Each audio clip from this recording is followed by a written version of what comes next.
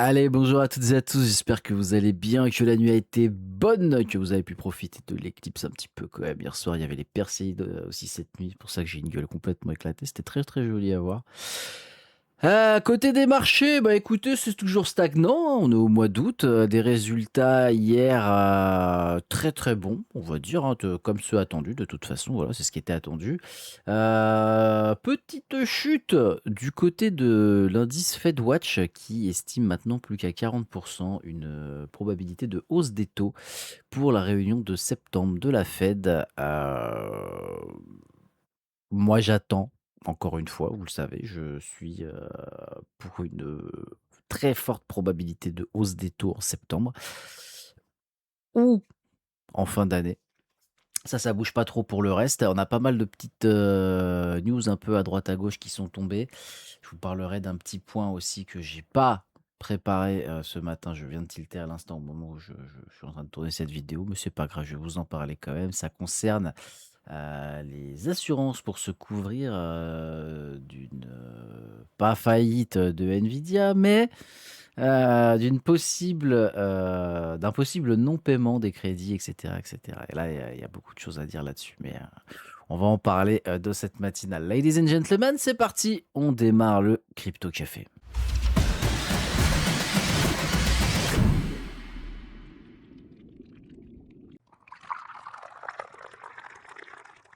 Et comme d'habitude, on commence avec notre ami le Fear and Greed Index, qui est à 37, toujours dans la peur. Ça fait des mois, j'ai plus besoin de vous le dire.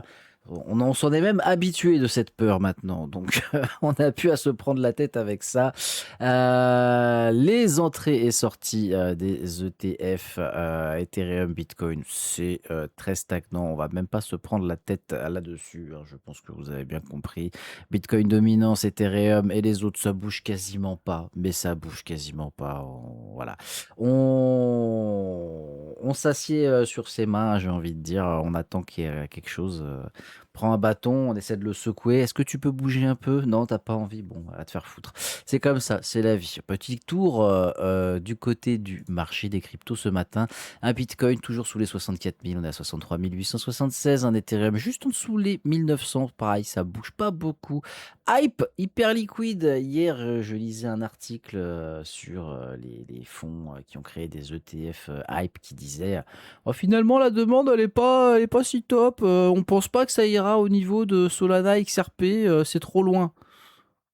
Ah, sous-estimez pas trop la crypto, les gars. Calmez-vous, calmez-vous. En général, moi, quand je vois des gros fonds qui commencent à dire ce genre de conneries, c'est là où ça se met à se réveiller. Donc attention, Hype, j'ai toujours très très bon espoir dessus, très clairement. C'est pas fini pour lui. Loin de là. En attendant, on a ZEC qui prend un petit 3% ce matin et qui continue de pousser. XMR qui est juste en dessous les 400 dollars. Est-ce qu'on a d'autres petites cryptos qui bougent un peu ce matin? Crypto Clébar 2.0 qui n'a pas trop envie. On est à moins 7% sur la semaine. Bon, on verra ce que ça dira. Uni 3,56 qui perd un joli 5%, moins 12,5%. Ah, bientôt peut-être pouvoir faire des achats dessus. Ça me paraît encore un petit peu tôt. OKB a le token natif de OKX, la plateforme qui prend 8,88%. Il a pris 20% sur la semaine. Bon, qu'est-ce qu'ils nous ont encore annoncé ces cons-là? Bon, encore une fois, c'est un token, j'allais dire utilitaire. Est-ce qu'il a réellement une utilité? C'est un token de plateforme. Bon, enfin, bon, bref, voilà, vous connaissez, voilà, juste le fait que j'en parle comme ça, normalement, ça devrait vous mettre la puce à l'oreille. Dior, comme d'habitude, hein, les tokens de plateforme, tout ça, à part le BNB qui est toujours là-haut, mais bon, hein, quand vous savez qui en possède la grande majorité, vous avez moins envie d'y aller, forcément. Qu'est-ce qu'on a d'autre ce matin? Mantle qui prend un petit 6,5%, pareil, c'est quasiment 14% sur la semaine, le coquin, hein. Bon, à un moment donné, il va falloir partir, mon grand aussi, hein. Polkadot qui est passé sous les 80 centimes. Aïe, aïe, aïe, aïe, aïe, les holders de Polkadot en PLS.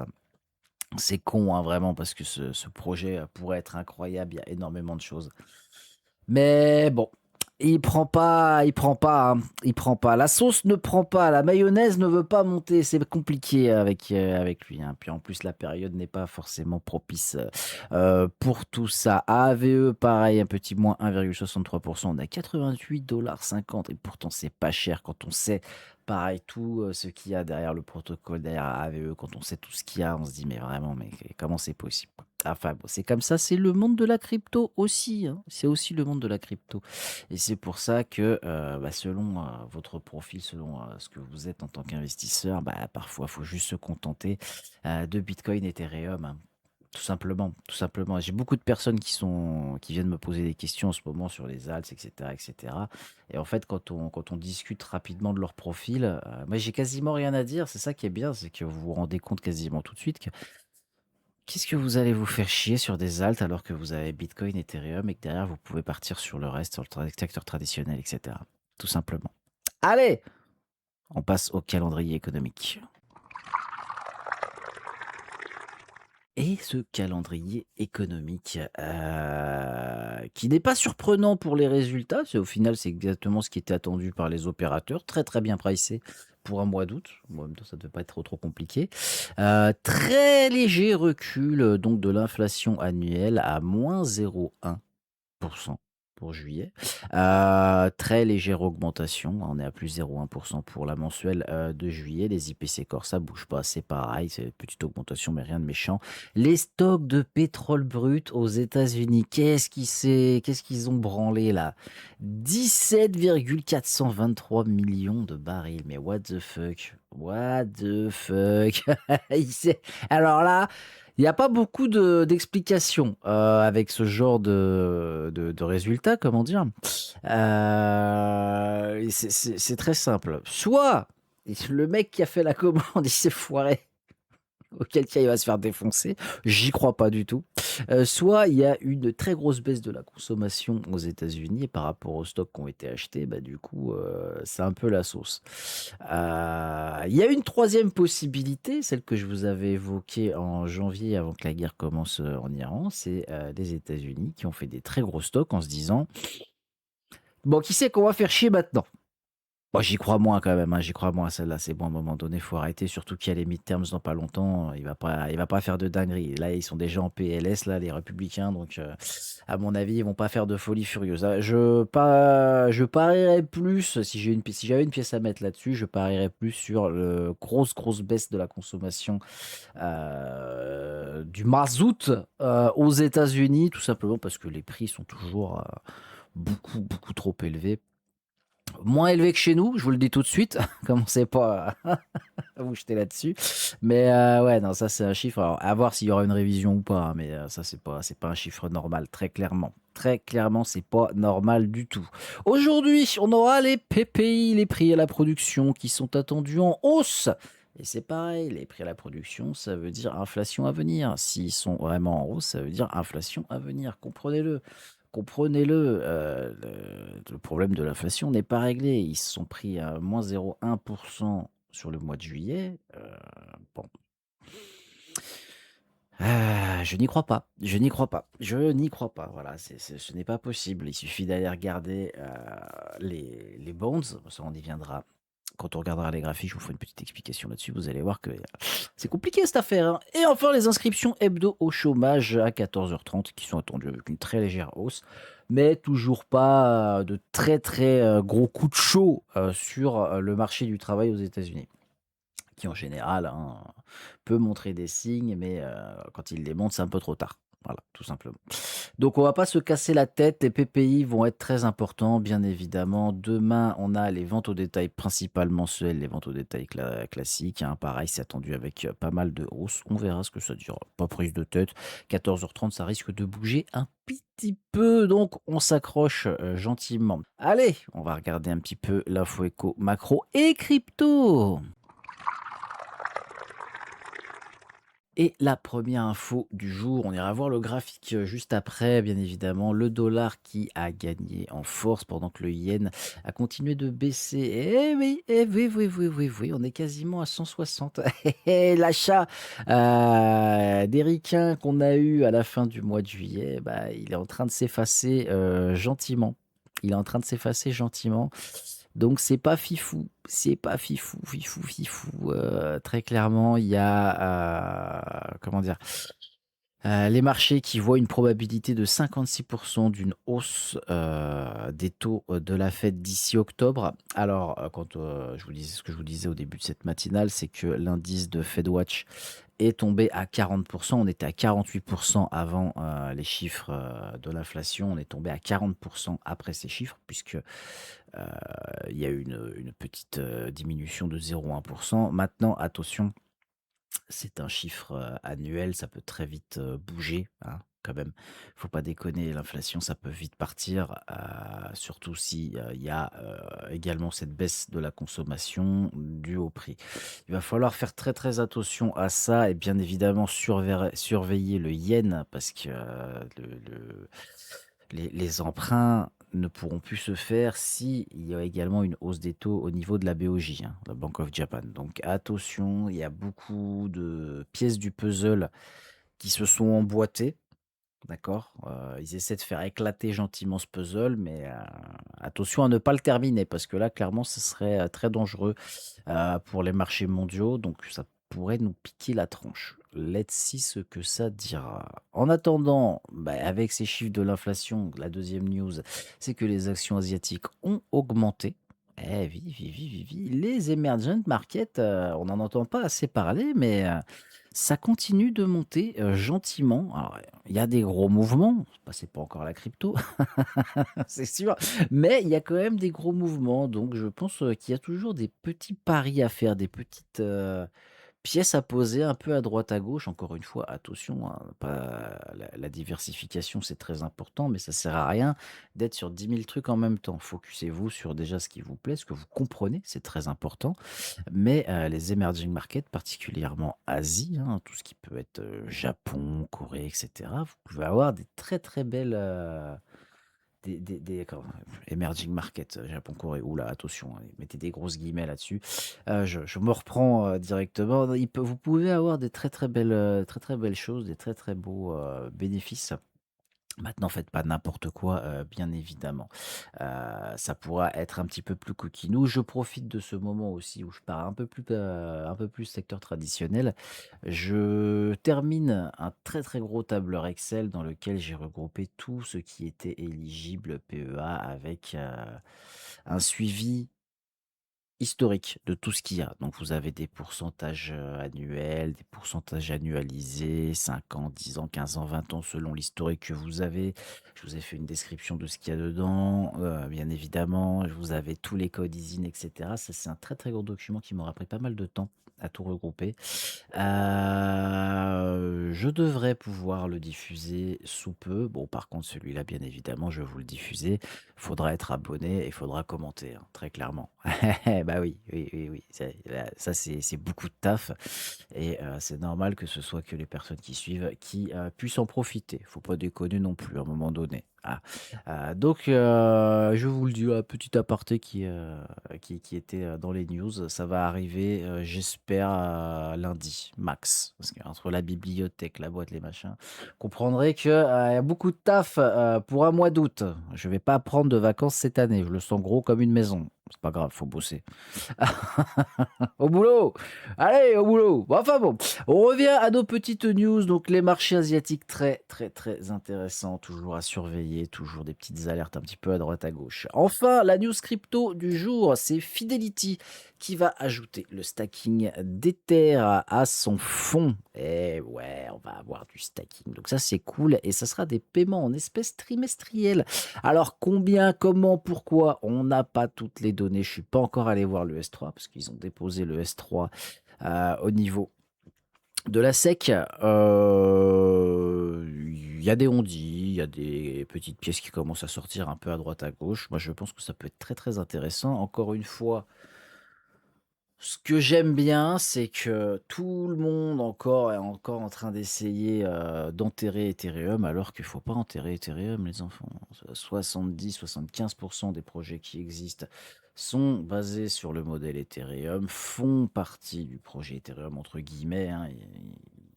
faut arrêter les conneries à un moment donné. Heu, c'est là, en plus de ça, avec les roadmaps qui ont été mis à jour, je vous renvoie à la matinale d'hier. Heu, si vous l'avez pas vu, il y a énormément de mises à jour, que ce soit sur, l'anonymat, que ce soit sur le quantique, la sécurité et cetera. Je vous rappelle que Vitalik a quand même annoncé avoir résolu le trilemme de la blockchain, hein, donc on attend bien évidemment de tout voir, de le fonctionnement, l'utilité, qui va en faire. Maintenant, l'utilité d'Ethereum n'est absolument plus approuvée, contrairement à 95 du reste des cryptos. Eh oui, il faut dire les faits, tout simplement. Donc, toujours une très, très grosse confiance, dans Ethereum avec un horizon long terme. Ah, encore une fois, il faut toujours dire long terme. Je je pense qu'on n'est pas au bout de nos surprises et que ça pourrait surprendre beaucoup, beaucoup, beaucoup de personnes, tout simplement. Allez! Après, ces bonnes paroles, on va passer, rapidement sur les graphiques. Et les graphiques, bah, écoutez, on commence avec, l'USD, JPY, qui est tout simplement, le dollar yen, ladies and gentlemen. Donc on a eu, cette fin de mois de mai, voilà, donc le de mai, ouh là, j'ai du mal moi ce matin, de mois de juillet, ce magnifique ATH avec un yen extrêmement faible qui s'est pété la gueule. On a eu un superbe, achat des ricains qui ont fait faire une mèche quand même de 5 dessus, hein, donc sur plusieurs jours. Maintenant qu'est-ce qui se passe? Eh ben, on est déjà en train de remonter. Ah là là là là là là là là là là là là! On est déjà en train de remonter, on est quasiment à 160, pour le yen. C'est pas bon, c'est pas bon, c'est pas bon, ça craint. Ça craint. Ce yen est dans la tourmente, l'inflation, est dans la tourmente. Si jamais la BOJ vient à continuer à monter ses taux, les ricains ne pourront plus emprunter, faire tourner ce qu'on appelle le yen carry et transformer ce yen en dollars, pouvoir, faire, marcher, la magie de la liquidité et forcément ça sera pas fifou. Ça sera pas fifou, vous vous en doutez, ça sera pas bon du tout, du tout, du tout.